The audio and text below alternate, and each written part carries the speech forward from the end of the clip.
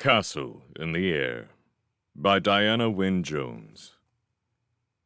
Chapter 1, in which Abdullah buys a carpet. Far to the south of the land of Ingari, in the Sultanates of Rajput, a young carpet merchant called Abdullah lived in the city of Zanzib. As merchants go, he was not rich. His father had been disappointed in him, and when he died, he had only left Abdullah just enough money to buy and stock a modest booth in the northwest corner of the bazaar. The rest of his father's money and the large carpet emporium in the center of the bazaar had all gone to the relatives of his father's first wife. Abdullah had never been told why his father was disappointed in him. A prophecy made at Abdullah's birth had something to do with it, but Abdullah had never bothered to find out more. Instead, from a very early age, he had simply made up daydreams about it. In his daydreams, he was really the long-lost son of a great prince, which meant, of course, that his father was not really his father. It was a complete castle in the air, and Abdullah knew it was. Everyone told him he inherited his father's looks. When he looked in a mirror, he saw a decidedly handsome young man, in a thin, hawk-faced way, and he knew he looked very like the portrait of his father as a young man, always allowing for the fact that his father wore a flourishing mustache, whereas Abdullah was still scraping together the 6 hairs on his upper lip and hoping they would multiply soon. Unfortunately, as everyone also agreed, Abdullah had inherited his character from his mother, his father's second wife, who had been a dreamy and timorous woman, and a great disappointment to everyone. This did not bother Abdullah particularly. The life of a carpet merchant holds few opportunities for bravery, and he was, on the whole, content with it. The booth he had bought, though small, turned out to be rather well placed. It was not far from the West Quarter, where the rich people lived in their big houses surrounded by beautiful gardens. Better still, it was the first part of the bazaar the carpet makers came to when they came into Zanzib from the desert to the north. Both the rich people and the carpet makers were usually seeking the bigger shops in the center of the bazaar, but a surprisingly large number of them were ready to pause at the booth of a young carpet merchant when that young merchant rushed out into their paths and offered them bargains and discounts with most profuse politeness. In this way, Abdullah was quite often able to buy best quality carpets before anyone else saw them, and sell them at a profit too. In between buying and selling, he could sit in his booth and continue with his daydream, which suited him very well. In fact, almost the only troubles in his life came from his father's first wife's relations, who would keep visiting him once a month in order to point out his failings. "But you're not saving any of your profits!" cried Abdullah's father's first wife's brother's son, Hakim, who Abdullah detested one fateful day. Abdullah explained that when he made a profit, his custom was to use that money to buy a better carpet. Thus, although his money was bound up in his stock, it was getting to be better and better stock. He had enough to live on, and as he told his father's relatives, he had no need of more since he was not married. "Well, you should be married!" cried Abdullah's father's first wife's sister, Fatima, whom Abdullah detested even more than Hakim. "I've said it once, and I'll say it again. A young man like you should have at least 2 wives by now." And not content with simply saying so, Fatima declared that this time she was going to look out for some wives for him, an offer which made Abdullah shake in his shoes. "And the more valuable your stock gets, the more likely you are to be robbed, or the more you'll lose if your booth catches fire. Have you thought of that?" nagged Abdullah's father's first wife's uncle's son, Asif, a man whom Abdullah hated more than the first 2 put together. He assured Asif that he always slept in the booth and was very careful of the lamps. At that, all 3 of his father's first wife's relatives shook their heads, tut-tutted, and went away. This usually meant they would leave him in peace for another month. Abdullah sighed with relief and plunged straight back into his daydream. The daydream was enormously detailed by now. In it, Abdullah was the son of a mighty prince who lived so far to the east that his country was unknown in Zanzibar. But Abdullah had been kidnapped at the age of 2 by a villainous bandit called Kabul Akbar. Kabul Akbar had a hooked nose like the beak of a vulture and wore a gold ring clipped into one of his nostrils. He carried a pistol with a silver-mounted stock with which he menaced Abdullah, and there was a bloodstone in his turban which seemed to give him more than human power. Abdullah was so frightened that he ran away into the desert, where he was found by the man he called his father now. The daydream took no account of the fact that Abdullah's father had never ventured into the desert in his life.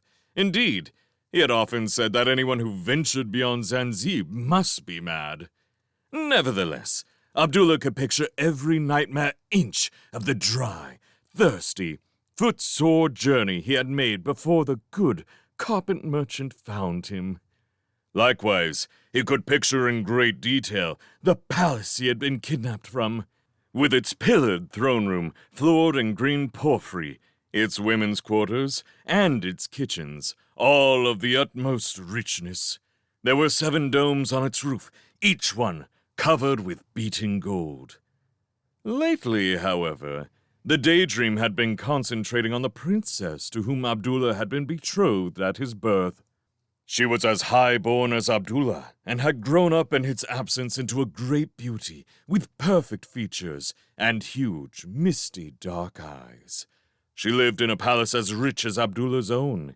You approached it along an avenue lined with angelic statues and entered by way of 7 marble courts, each with a fountain in the middle more precious than the last, starting with one made of chrysolite and ending with one of platinum studded with emeralds. But that day, Abdullah found he was not quite satisfied with this arrangement. It was a feeling he often had after a visit from his father's first wife's relations. It occurred to him that a good palace ought to have magnificent gardens. Abdullah loved gardens, though he knew very little about them. Most of his experience had come from the public parks of Zanzibar, where the turf was somewhat trampled and the flowers few, in which he sometimes spent his lunch hour when he could afford to pay one-eyed Jamal to watch his booth. Jamal kept the fried food stall next door, and would, for a coin or so, tie his dog to the front of Abdullah's booth. Abdullah was well aware that this did not really qualify him to invent a proper garden, but since anything was better than thinking of 2 wives chosen for him by Fatima, he lost himself in waving fronds and scented walkways in the gardens of his princess. Or nearly. Before Abdullah was fairly started, he was interrupted by a tall, dirty man with a dingy-looking carpet in his arms. "You buy carpets for selling, son of a great house?" this stranger asked, bowing briefly. For someone trying to sell a carpet in Zanzibar, where buyers and sellers always spoke to one another in the most formal and flowery way, this man's manner was shockingly abrupt. Abdullah was annoyed anyway because his dream garden was falling to pieces at this interruption from real life. He answered curtly, "That is so, O king of the desert. You wish to trade with this miserable merchant?" "Not trade, sell, O master of a stack of mats." The stranger corrected him. Mats, thought Abdullah. This was an insult. One of the carpets on display in front of Abdullah's booth was a rare, floral-tufted one from Ingari, or Akhistan, as that land was called in Zanzibar, and there were at least 2 inside, from Inhiko and Farktan, which the Sultan himself would not have disdained for one of the smaller rooms of his palace. But of course, Abdullah could not say this. The manners of Zanzibar did not let you praise yourself. Instead, he bowed a coldly shallow bow. "Is it possible that my low and squalid establishment might provide that which you seek, O pearl of wanderers," he said, and cast his eye critically over the stranger's dirty desert robe, the corroded stud in the side of the man's nose, and his tattered headcloth, as he said it. "It is worse than squalid, mighty seller of floor coverings," the stranger agreed. He flapped one end of his dingy carpet toward Jamal, who was frying squid just then in clouds of blue, fishy smoke. "Does not the honorable activity of your neighbor penetrate your wares?" he asked, "even to a lasting aroma of octopus?" Abdullah seethed with such rage inside that he was forced to rub his hands together slavishly to hide it.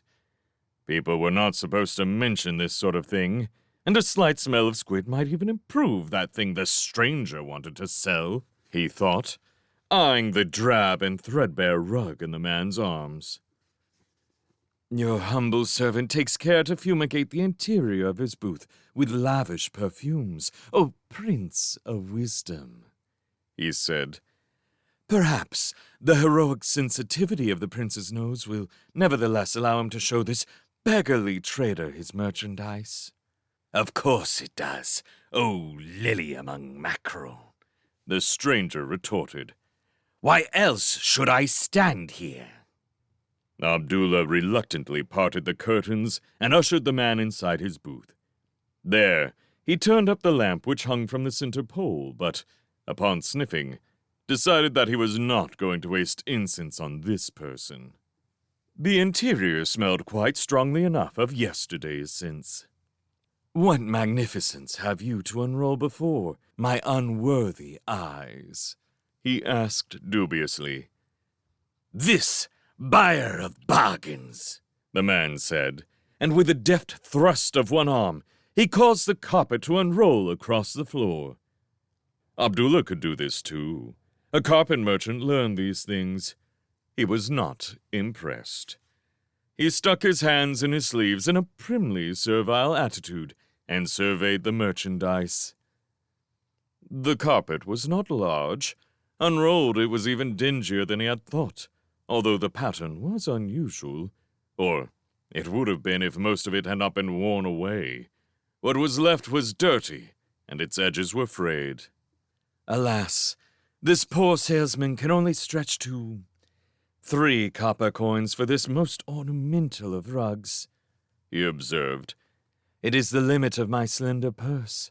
Times are hard, O captain of many camels. Is the price acceptable in any way?" "I'll take 500, said the stranger. "What?" said Abdullah. "Gold coins," added the stranger. "The king of all desert bandits is surely pleased to jest," said Abdullah. "Or maybe, having found my small booth lacking in anything but the smell of frying squid, he wishes to leave and try a richer merchant."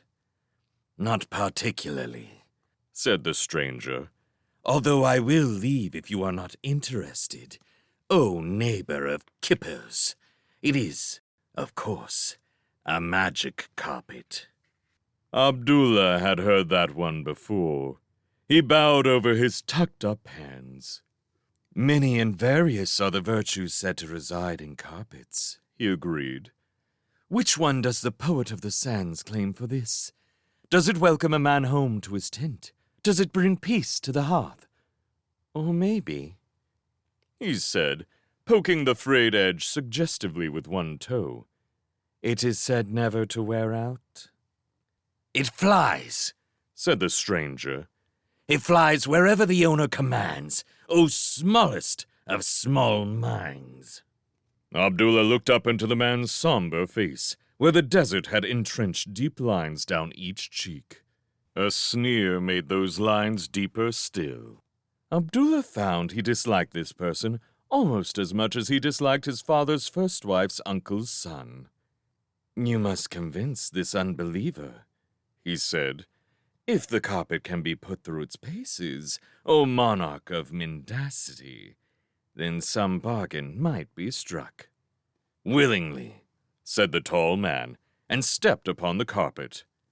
At this moment, one of the regular upsets happened at the fried food stall next door. Probably some street boys had tried to steal some squid. At any rate, Jamal's dog burst out barking. Various people, Jamal included, began yelling, and both sounds were nearly drowned by the clash of saucepans and the hissing of hot fat. Cheating was a way of life in Zanzibar. Abdullah did not allow his attention to be distracted for one instant from the stranger and his carpet. It was quite possible that the man had bribed Jamal to cause a distraction. He had mentioned Jamal rather often, as if Jamal were on his mind.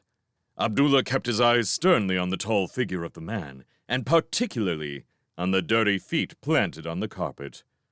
But he spared a corner of one eye for the man's face, and he saw the man's lips move. His alert ears even caught the words, 2 feet upward, despite the din from next door, and he looked even more carefully when the carpet rose smoothly from the floor and hovered about level with Abdullah's knees, so that the stranger's tattered headgear was not quite brushing the roof of the booth. Abdullah looked for rods underneath. He searched for wires that might have been deftly hooked to the roof. He took hold of the lamp and tipped it about, so that its light played both over and under the carpet. The stranger stood with his arms folded, and the sneer entrenched on his face while Abdullah performed these tests. "See," he said, "is the most desperate of doubters now convinced? Am I standing in the air, or am I not?" He had to shout. The noise was still deafening from next door. Abdullah was forced to admit that the carpet did appear to be up in the air, without any means of support that he could find. "Very nearly," he shouted back. "The next part of the demonstration is for you to dismount and for me to ride that carpet." The man frowned. "Why so? What have your other senses to add to the evidence of your eyes, O dragon of dubiety?" "It could be a one-man carpet," Abdullah bawled, "as some dogs are." Jamal's dog was still bellowing away outside, so it was natural to think of this. Jamal's dog bit anyone who touched it except Jamal. The stranger sighed. "Down," he said, and the carpet sank gently to the floor. The stranger stepped off and bowed Abdullah toward it. "It is yours to test, O sheik of shrewdness." With considerable excitement, Abdullah stepped onto the carpet. "Go up 2 feet," he said to it, or rather yelled. It sounded as if the constables of the city watch had arrived at Jamal's stall now. They were clashing weapons and bawling to be told what had happened. And the carpet obeyed Abdullah. It rose 2 feet in a smooth surge, which left Abdullah's stomach behind it. He sat down rather hastily. The carpet was perfectly comfortable to sit on. It felt like a very tight hammock. "This woefully sluggish intellect is becoming convinced," he confessed to the stranger. "What was your price again, O paragon of generosity? 200 silver?" 500 gold, said the stranger. "Tell the carpet to descend, and we will discuss the matter." Abdullah told the carpet, "Down and land on the floor," and it did so, thus removing a slight nagging doubt in Abdullah's mind that the stranger had said something extra when Abdullah first stepped on it, which had been drowned in the din from next door. He bounced to his feet, and the bargaining commenced. "The utmost of my purse is 150 gold, he explained, "and that is when I shake it out and feel all around the seams." "Then you must fetch out your other purse, or even feel under your mattress," the stranger rejoined. "For the limit of my generosity is 495 gold, and I will not sell at all but for the most pressing need." "I might squeeze another 45 gold from the sole of my left shoe," Abdullah replied, "that I keep for emergencies, and it is my pitiful all." "Examine your right shoe," the stranger answered. 450. And so it went on. An hour later, the stranger departed from the booth with 210 gold pieces, leaving Abdullah the delighted owner of what seemed to be a genuine, if threadbare, magic carpet. He was still mistrustful. He did not believe that anyone, even a desert wanderer with few needs, would part with a real flying carpet, albeit nearly worn out, for less than 400 gold pieces. It was too useful. Better than a camel because it did not need to eat, and a good camel cost at least 450 in gold. There had to be a catch, and there was one trick Abdullah had heard of. It was usually worked with horses or dogs. A man would come and sell a trusting farmer or hunter a truly superb animal for a surprisingly small price, saying that it was all that stood between himself and starvation. The delighted farmer or hunter would put the horse in a stall or the dog in a kennel for the night. In the morning, it would be gone, being trained to slip its halter or collar and return to its owner in the night. It seemed to Abdullah that a suitably obedient carpet could be trained to do the same. So, before he left his booth, he very carefully wrapped the magic carpet around one of the poles that supported the roof and bound it there, around and around, with a whole reel of twine, which he then tied to one of the iron stakes at the base of the wall. "I think you'll find it hard to escape from that," he told it, and went out to discover what had been going on at the food stall. The stall was quiet now, and tidy. Jamal was sitting on its counter, mournfully hugging his dog. "What happened?" asked Abdullah. "Some thieving boys spilled all my squid," Jamal said. "My whole day's stock down in the dirt. Lost! Gone!" Abdullah was so pleased with his bargain that he gave Jamal 2 silver pieces to buy more squid. Jamal wept with gratitude and embraced Abdullah. His dog not only failed to bite Abdullah, it licked his hand. Abdullah smiled. Life was good. He went off whistling to find a good supper while the dog guarded his booth. When the evening was staining the sky red behind the domes and minarets of Zanzib, Abdullah came back, still whistling, full of plans to sell the carpet to the Sultan himself for a very large price indeed. He found the carpet exactly where he had left it. Or would it be better to approach the Grand Vizier, he wondered while he was washing, and suggest that the Vizier might wish to make the Sultan a present of it? That way, he could ask for even more money. At the thought of how valuable that made the carpet, the story of the horse trained to slip its halter began to nag at him again. As he got into his nightshirt, Abdullah began to visualize the carpet wriggling free. It was old and pliable. It was probably very well trained. It could certainly slither out from behind the twine. Even if it did not, he knew the idea would keep him awake all night. In the end, he carefully cut the twine away and spread the carpet on top of the pile of his most valuable rugs, which he always used as a bed. Then he put on his nightcap, which was necessary because the cold winds blew off the desert and filled the booth with drafts, spread his blanket over him, blew out his lamp, and slept.